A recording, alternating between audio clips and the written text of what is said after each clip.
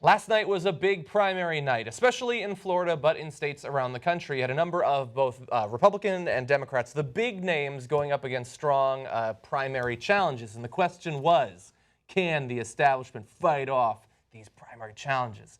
And the answer is, yeah, they mostly did, actually. Yeah. And it's pretty depressing, especially with the first name that we're going to get to. But in almost every case, in the biggest tests of whether these politicians could be taken down, regardless of which party they're in, they did just fine. So first of all, Debbie Wasserman Schultz going up against Tim Canova. We've talked about that race multiple times. I had a final judgment on it where the polling looked pretty good. It looked like it was moving in his direction. Unfortunately not. If you bring up the first graphic, you're going to see the results. She ended up winning 57-43, which, by the way, not too bad. I mean, considering that she's the incumbent, he wasn't very well known beforehand, but he did benefit from, of course, Bernie Sanders, both talking about him, giving him the mailing list, only losing by like 7,000 votes. Okay, so I have many thoughts on this. Obviously devastating that he lost, but it's not that far off. Okay, so I didn't talk much about this race for many different reasons. We mentioned it from time to time. We probably talked about it more than any other show by a long shot. Mm-hmm. But I didn't want to give you guys false hope. This stuff rarely ever works out. And people always think, and I've been covering this for 20 years, whoever their candidate is, they're closing in, and it's only down to 7 points. No. And so here, he lost by 14. But I don't want you to get discouraged because actually, as John pointed out, this is very true. That is a much better result than you would normally get for a number of reasons. So that district, she's got it locked up so solidly that no one's ever even bothered to challenge her in a primary before. So this is the first primary where she gets a real challenge, and he gets 43 points. That's pretty damn good for a first-time challenge. And by the way, second-time challenges sometimes do work. Yeah. And a big part of the reason why she has an enormous advantage, why she won, and why he has a better chance second time around if he goes in that direction is because of name recognition. So you would be shocked at how little people know. I guarantee you the overwhelming majority of the people in that district had never heard the name Tim Canova. They didn't hear it before the election. They didn't hear it during the election, meaning that most people didn't vote anyway, right? They didn't get motivated enough to vote because they didn't know there was a vote happening. So people always make the mistake of thinking that everyone else knows as much as they do. And they don't. Yeah. They don't. Now, the other reason why he did so well is because he wound up raising $3.3 million. So that's the Bernie Sanders supporters. Well, that put him in the ballgame, and he actually had a shot. It was still a giant long shot in his first run. Again, a little bit more likely second time around. I don't know what Canova was going to do going forward. He didn't seem overly happy about the result. They say he did not give a concession call to Debbie Wasserman Schultz. And sure. And look, hey, everybody's got their own way of doing it. And he said, I concede that she is something along the lines of I concede that she's a corporatist. Okay, and I was like, oh, okay. There, he conceded. What more do you want? So I'm not overly surprised by the results, but I think it's a much better showing than most people pundits would have predicted. Yeah. A little worse than supporters would have predicted. But hoped at the very least. Or hoped, right? Those predictions and hopes get kind of mixed up there every once in a while. That's right. And look, just the bottom line is name recognition in politics is enormous. Yeah. And that's why it's so much harder for insurgents to beat incumbents on the local level. What did I tell you? During the presidential race, you have a ton, billions of dollars in free media. That gives a guy like Bernie Sanders a chance. It also gives a guy like Donald Trump a chance. But when you're running a local district in the middle of Florida, there just isn't a lot of free media. Yeah. So that puts you behind the eight ball in a way that is very hard to recover from. So last thing about why any insurgencies have worked in the past. So for example, the most famous one is the right-wing one, the Tea Party one that we've lived through, for however many years now, right? That's because the Tea Party is not a grassroots insurgency. It is an insurgency fueled by billions of dollars from very, very rich people who want the Republican Party to be even more extreme and give them even more tax cuts and less regulation. So yeah, it becomes a little easier to get name recognition if you can buy all the ads in the area because the Koch brothers got your back. Yeah. So that's a different equation. Exactly, yeah.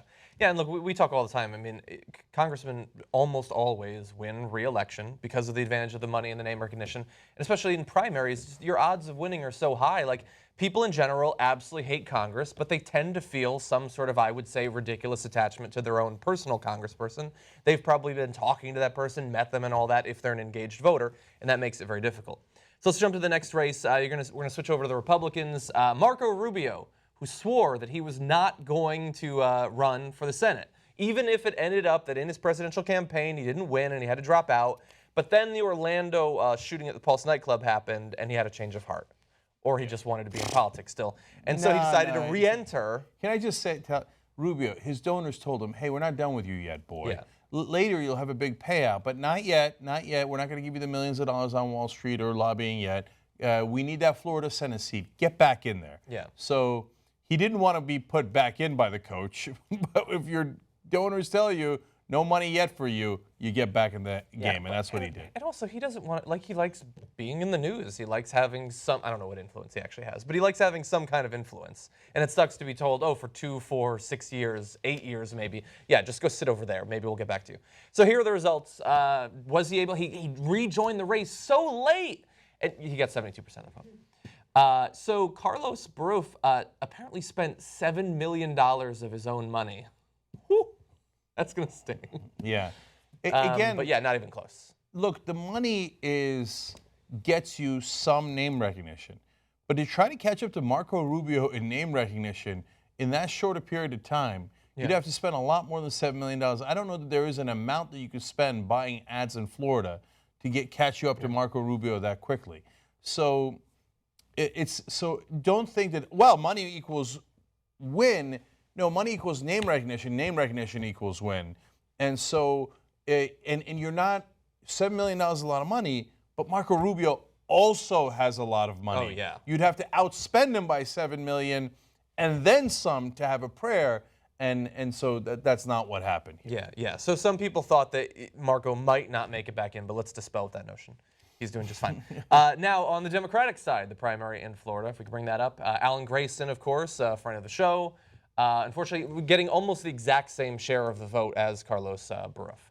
And he's a guy who does have some name recognition. Obviously, his reputation is more colorful, I think, than most of the politicians running around there. Yeah, no. This is an unusual circumstance because Grayson was polling great before some of the charges against him. Yes, and some of those headlines came out, and it was, so there was one set of charges about a hedge fund.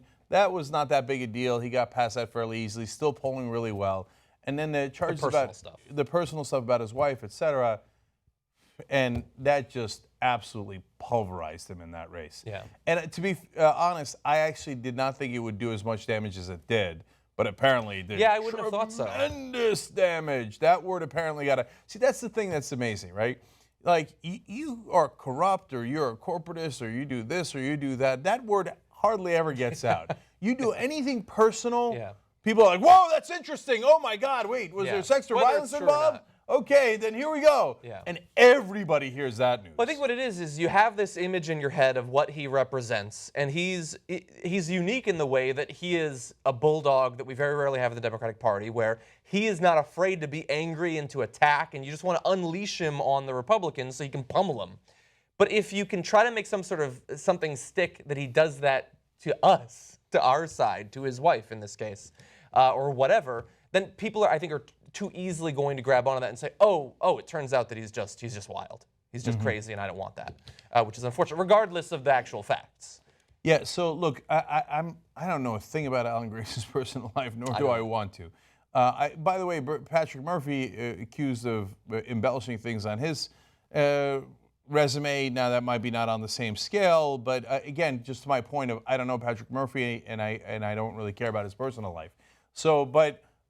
Overall, though, the establishment hates strong Democrats, despises them. Yeah. Harry Reid hates Alan Grayson. The entire Democratic Party pretty much hates Alan Grayson. I don't know how the personal stories got out. They might have been real, they might have been organically timed, they might have been, otherwise. I don't know. But I do know the Democratic establishment did not want Alan Grayson to win because he's a fighter, and that would embarrass the rest of them. They wanted Patrick Murphy to win, and I tell you all that in a prelude to say Patrick Murphy very likely will get his ass handed to him by Marco Rubio. Because he's a standard guy. He's not going to make a populist message. He's going to say, I'm corporatist, but maybe not quite as much as Rubio.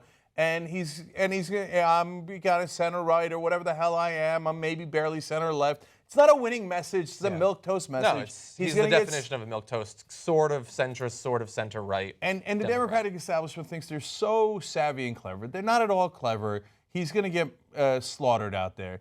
If Grayson, untouched by scandal, I don't know where those scandals came from, I think had a great chance of beating Marco Rubio. But it doesn't matter now.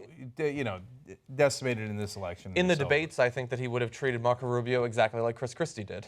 That's right. Would have made him look like a boy. And Murphy's going to sit up there and play patty cakes with Rubio. Yeah, and look, I just love it. In the same night that Debbie Wasserman Schultz wins her primary, Patrick Murphy, I was looking over his voting record and everything. And I saw a stat that he votes for the Democrats 80% of the time, which I guess that's good. I don't know. No, that sucks.